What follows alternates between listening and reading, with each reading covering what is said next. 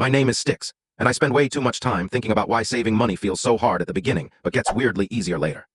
If you're someone who keeps trying to save but never seems to get past that first $1,000, make sure to hit the subscribe button and give this video a thumbs up if this helps you out.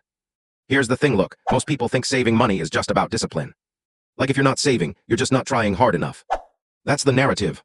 That's what everyone says. But it's wrong. Saving your first $1,000 is not just harder.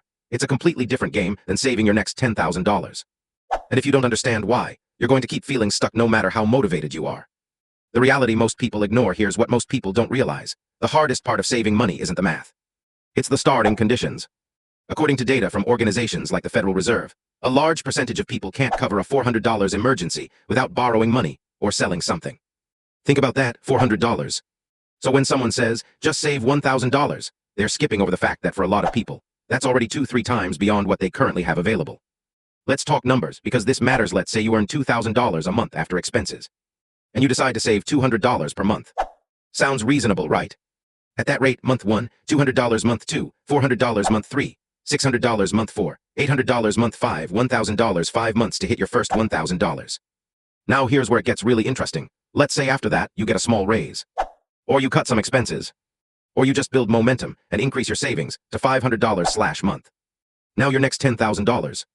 $500/month equals $6,000/year. You hit $10,000 in less than 2 years. Same person, same habits, but suddenly everything accelerates. Why?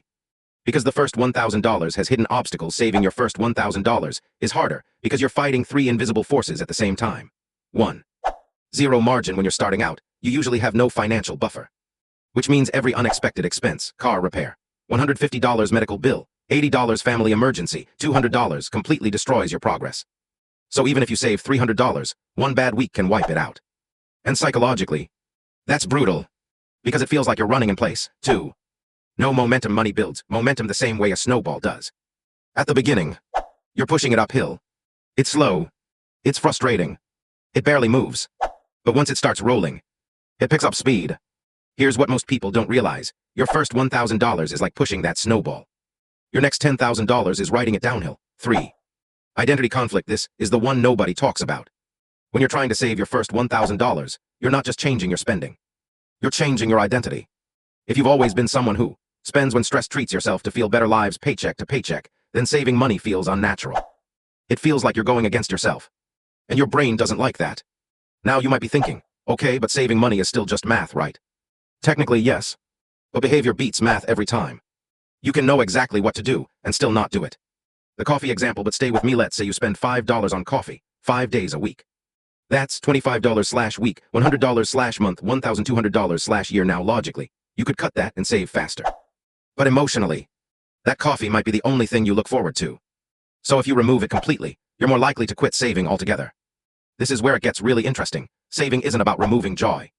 It's about controlling it. The breakthrough moment, there's a moment that happens somewhere between $500 and $1,000 saved. And it changes everything. For the first time you realize, oh, I actually can save money. That belief, that's the turning point. Because now you're not guessing anymore. You've proven it. Why the next $10,000 feels easier once you hit your first $1,000. 3 major things change. 1. You have a buffer now. When life hits you with a $200 expense, you don't go back to zero. You adjust and keep moving. That alone makes saving feel 10x easier. 2. Your habits are built. By the time you reach $1,000, you've already tracked your spending, cut unnecessary expenses, built some level of discipline. So now, saving more money isn't a new behavior. It's just a bigger version of the same behavior. 3. You start playing offense at the beginning. Saving feels like defense, cutting, restricting, saying no. But after $1,000, you start thinking, how can I make more money? And that's where growth explodes. The income shift. Let's say you increase your income by just $300/month. Not crazy. Maybe freelance work, selling something online, asking for a raise. Now combine that with your existing habits. You're not just saving anymore, you're accelerating. The real secret, here's what most people don't realize. The goal of your first $1,000 is not the money. It's the system. Because once the system works, scaling it becomes easy. A simple plan that actually works. If you're stuck trying to save your first $1,000, do this. Step 1. Lower the target. Instead of $1,000, start with $100. Then $300. Then $500. Because progress creates motivation, not the other way around. Step 2, automated. Set up automatic transfers, even if it's just $50/month. Because relying on willpower is a losing strategy. Step 3. Create friction for spending. Make spending slightly harder. Delete saved cards. Use cash for certain categories. Wait 24 hours before buying. Small barriers make a big difference. Step 4. Keep one joy expense. Don't eliminate everything. Pick one thing you enjoy and keep it, because sustainability matters more than perfection. Step 5. Track progress visually. Use a simple tracker. Seeing your savings grow, even slowly, keeps you going. Story time, because this is real. I once talked to someone who tried saving money for years. Every time they got to $300 or $400, something happened. They'd give up. Start over, repeat. Then they changed one thing. They lowered the goal. Instead of $1,000, they aimed for $200, hit it. Then $400, hit it. Then $600. And eventually, they crossed $1,000 without even realizing it. That's how this works. Saving your first $1,000 is harder because you have no margin, no momentum, and no proven system, but once those are in place, money starts working with you instead of against you. Look, if saving money feels hard right now, that doesn't mean you're bad with money. It means you're at the hardest stage, the beginning. And the beginning is supposed to feel slow. It's supposed to feel frustrating. Because if you got value from nothing, hit that like button so more people can see this. And subscribe if you want more videos that actually break down how money works in real life, not just in theory. And before you click away, ask yourself this: what's the smallest amount I can start saving today? Not next month. Not when things are better, today.